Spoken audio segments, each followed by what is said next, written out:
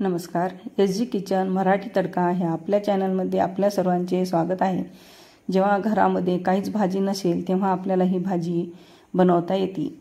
अगदी 5 मिनिटांमध्ये आपण ही भाजी बनवून तयार करतो आहोत। तर ही पहा, इथे मी कढई तापत ठेवलेली आहे। त्यामध्ये 2 चमचे ऑइल टाकायचं आहे। आवडीनुसार कमी जास्त केला तरी चालते। ह्याच्यामध्ये 1 चमचा मोहरी आणि 1 चमचा जिरे टाकून घेऊयात। आणि हे अद्रक लसणाची पेस्ट टाकून घेऊयात किंवा ठेसून घेतला तरी चालते।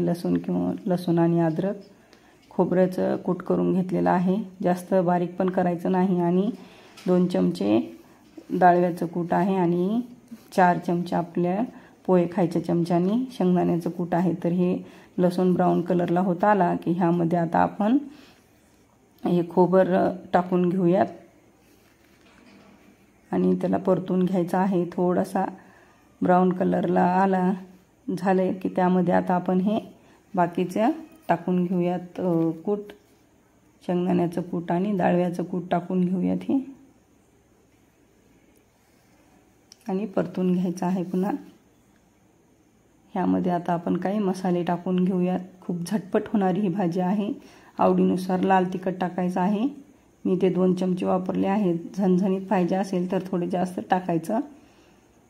आणि 1 चमचा हळद, छोटा चमचा, आणि चवीनुसार मीठ आणि कोणताही मसाला टाकायचा। इथे मी गोडा मसाला वापरलेला आहे।